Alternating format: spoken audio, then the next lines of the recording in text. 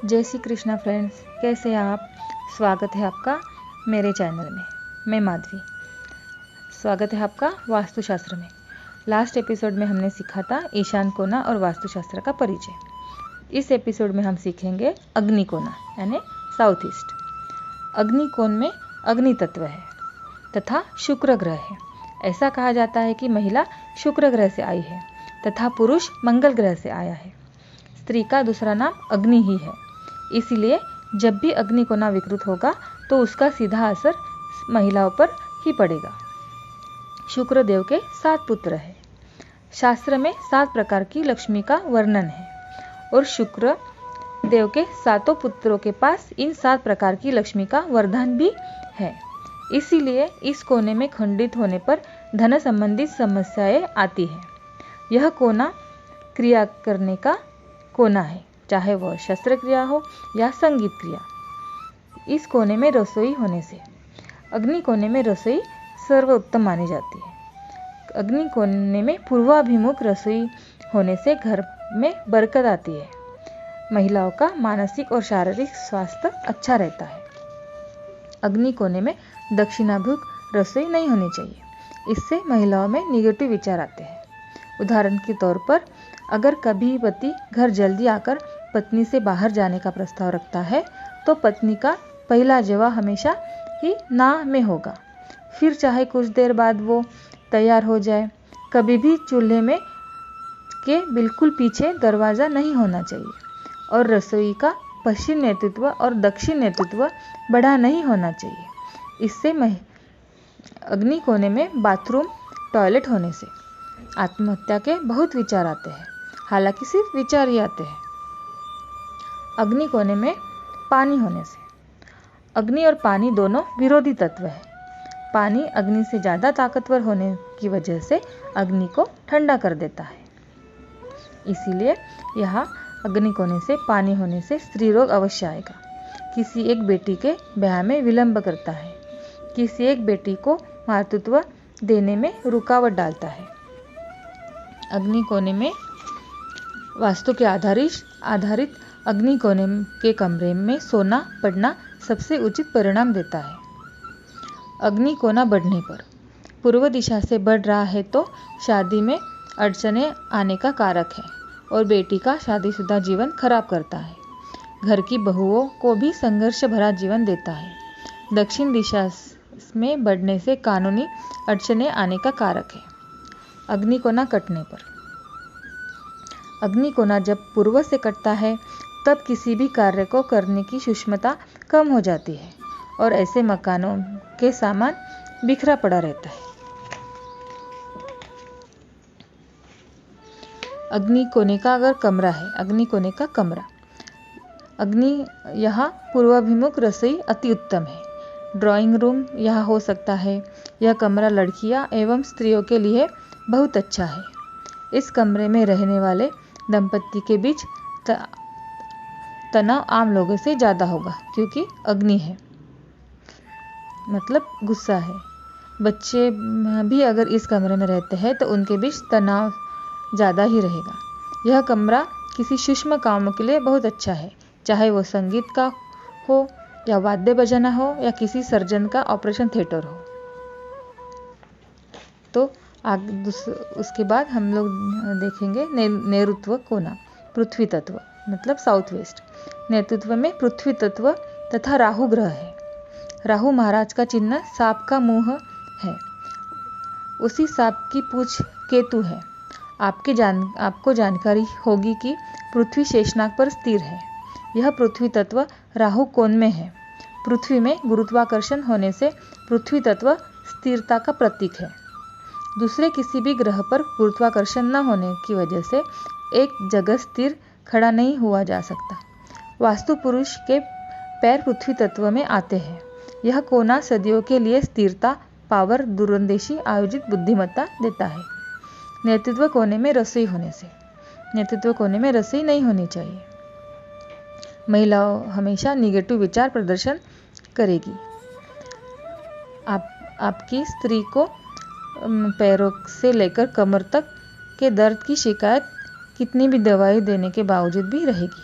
आप कितना भी कमाओ, आपको पैसों की तकलीफ हमेशा रहेगी। यह रसोई होने से महिलाओं का प्रभाव घर में सबसे अधिक होगा। ऐसे घरों में आदमी की दाल नहीं गलती है, बहू और सास के झगड़े भी ज़्यादा होंगे। यह एक रसोई घर और दूसरे रसोई घर को आमंत्रित करता है। नेतृत्व में बाथरूम टॉयलेट होने से आप हमेशा अस्थिर रहेंगे, आपकी प्रगति रुक जाएगी, आपको हमेशा पैसों की खींच रहेगी। नेतृत्व कोने में सीढ़ी और स्टोर होने से नेतृत्व कोने में वास्तु पुरुष के पैर है, तो आपके अगर वो कोना कटा है मतलब आपके पाँव में दर्द रहेगा। पैरों में चोट लगने पर ऑपरेशन भी हो सकता है। आप जेब में बहुत प्रोजेक्ट लेकर घूमते हैं, लेकिन एक भी प्रोजेक्ट लॉन्च नहीं कर पाओगे। आर्थिक अस्थिरता तो रहेगी ही। नेतृत्व कोने में पानी होने से नेतृत्व कोने में पानी की टंकी अंडरग्राउंड हो चाहे ओवरग्राउंड हो, या पानी का बोर हो या सेप्टिक टैंक, सोक पिट हो या स्विमिंग पूल हो, यह मृत्युदोष कारक माना जाता है। इसका मतलब यह है कि आदमी जिया क्या मरा क्या सब बराबर। ऐसे मकानों में लोग अपना जीवन जीते नहीं है, बल्कि अपना जीवन अंत तक घसीट कर ले जाते हैं। जब आप पानी तत्व नेतृत्व कोण में रहते हैं तो दानवों की ऊर्जा को व्यवस्था अच्छी लगती है, इसीलिए वो आपका घर इसमें बना लेते हैं, वो अपना घर इसमें बना लेते हैं और अब वो आपके घर की दुर्गति देना शुरू करते हैं, आपके घर में दुर्गति देना शुरू करते हैं, क्योंकि दानवों का कार्यक्षेत्र ही दुर्गति देना है।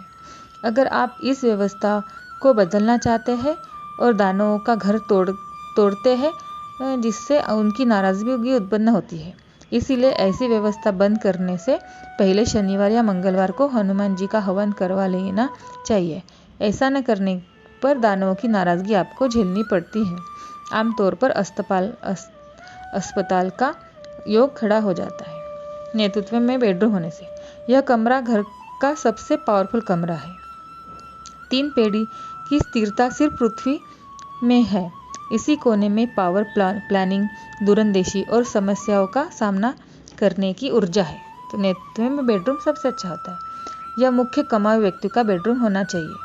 लड़कियों को इस कमरे का इस्तेमाल नहीं करना चाहिए, इससे उसके विवाह में विलंब होगा, ब्याह में उनकी रुचि कम हो जाएगी। हालांकि अगर करियर जॉब करने वाली लड़की है तो उसका करियर आकाश को छुएगा, हालांकि उनका करियर ऊंचाइयों को छुएगा। जिस महिला पर घर की आर्थिक जिम्मेदारी है वह इस कमरे का इस्तेमाल जरूर करे। इस कमरे का इस्तेमाल बच्चे नौकर करते हैं तो वो आप पर हावी हो जाएंगे। अगर वो कोई महंगा मोबाइल मांगेंगे तो आपको लेकर देना ही पड़ेगा।